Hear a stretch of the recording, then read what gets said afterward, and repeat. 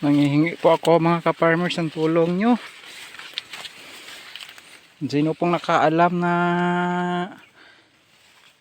anong klaseng damo to? Hindi po kasi ito namamatay ng hilo eh. Kung sino pong nakakaalam, please comment naman po sa aking channel. Ito, kinain kasi ng daga ang aking mais. Yan o. Siguradong magkakautang naman tayo nito. Oh, malapad-lapad din ang kanilang kinain eh oh. Farmers oh. Yan oh. Ay nako. Kawawa na naman tayo nito. Sigurado makakautang naman tayo nito sa mga ahente na kinukuhaan natin ng hilo, binhi at saka abono. Ito oh. Utang pa naman to lahat. At sana po, hindi na po sana bumaba ang mais pag ma-harvest na to. Para makalabad-laban at makabawi rin. Nang hindi lang tayo makautang, okay na po yan.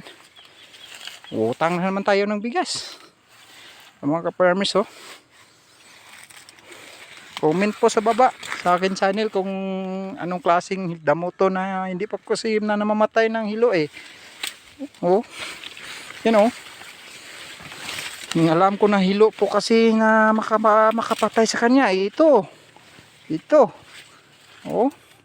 So ginagawa ko na lang po. Sinisipsipan ko na lang po yung ang damo upang na hindi na sila makakain. Oh. Sa mga ka-farmers oh. Dito po tayo. Kawawa naman tayo nito ka-farmers. Kawawa naman tayo nito.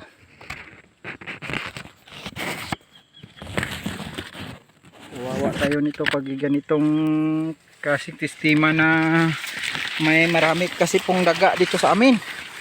Oh. Kung sa ayudan naman eh. Ayun oh. Ganituhin na lang po natin oh. Kakagbasin na lang po. Oh. Yung mga ka-farmers. Wala na tayong magawa eh.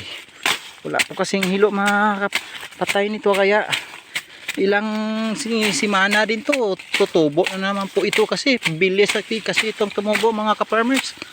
Mabilis lang po ito eh. Hindi kung pag isang buwan na ito ganito na naman sila kahaba kasi mabilis to.